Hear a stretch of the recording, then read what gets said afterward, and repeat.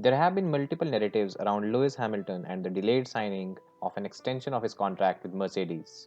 Multiple stories, all of them rumors basically, have come out amidst speculations of a standoff between the driver and the team that has enjoyed continued success since 2014 in the sport. There have been rumors of Lewis wanting more money or a bigger stake in the team. On the other hand, there have been rumors of Mercedes unwilling to give Lewis a long term contract. There are some other rumors as well that state that Mercedes is not even willing to match the money they paid to Lewis in their previous contract.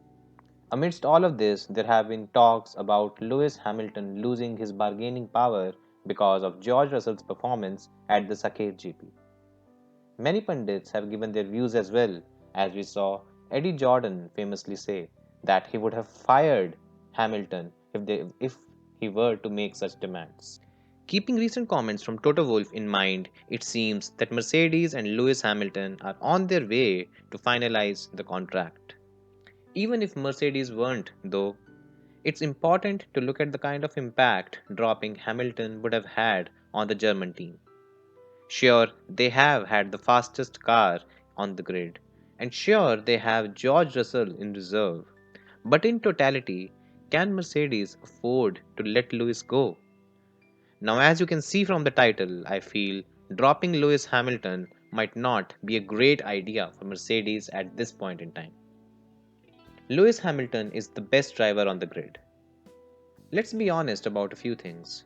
There aren't many drivers on the grid that can do what Lewis did in Turkey in 2020.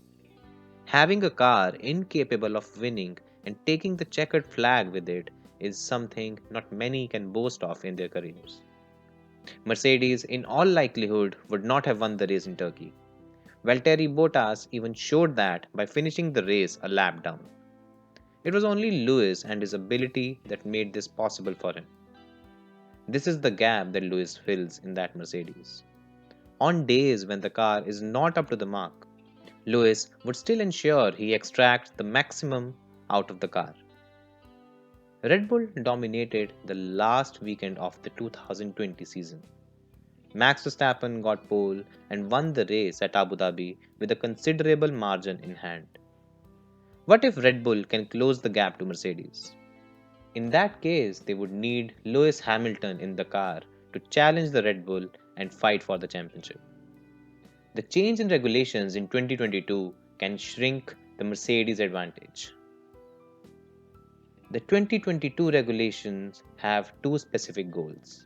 The first is decreasing the budget for the team, and the second is bringing the grid closer when it comes to pace. With the changes in regulation, the role and the impact of drivers on the race is bound to increase. Now, for Mercedes to continue their reign at the top of the sport, they would need someone of the caliber of Lewis to win those crucial races, to be consistent, and most importantly, to help them win the titles. A Bottas for sure would not be able to do this, and putting the pressure on a young George Russell to win the titles would be unfair on the young British driver who is, well, let's be honest, yet to prove himself. The new Formula One era is expected to be the one where the drivers would be the kings. And if there ever was a time when Mercedes would need Lewis in their car, it has to be now. Russell is yet to prove himself. George Russell had a great weekend at Sakhir. He showed great pace and was able to display a great run of form. But at the end of the day, it's just one weekend. Can he do it race after race? Can he keep the pressure of Max Verstappen at bay all the time? Can he perform in all conditions just like Lewis does? Can he win when the car is not up to the mark? These are all the questions whose answers Russell is yet to give. He's driven 2 seasons in a back marker with Robert Kubica and Nicholas Latifi as his teammates. There's still a lot he needs to learn and show to the world to prove that he's worthy of a championship winning car. Mercedes must learn from the past. The only run in the history of Formula One that is comparable to the run Mercedes is on is the success that Ferrari had from 2000 to 2004, where they were able to win titles at will. Even after suffering a hiccup of sorts in 2005, the Ferrari team was able to bounce back with Schumacher in 2006 when they almost won the title. It was during this time that Ferrari started looking at the future and looking beyond Schumacher. Michael Schumacher, as a result, retired in 2006 because of politics involved. And Ferrari, despite winning the title in 2007 with Kimi Raikkonen and coming close in 2008, has never been the same. They are yet to win a title since 2007. And most importantly, they have not been able to replicate the DNA behind the super team that won the 5 consecutive titles for them. It's always said, don't fix what's not broken. And it holds true for Mercedes as well. They have a winning combination in place.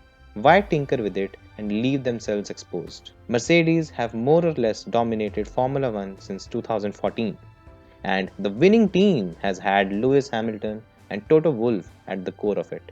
Dropping Lewis Hamilton now at such a critical juncture should never have been an option for Mercedes, and by the looks of it, they would be making the right call by keeping hold of Lewis Hamilton for now.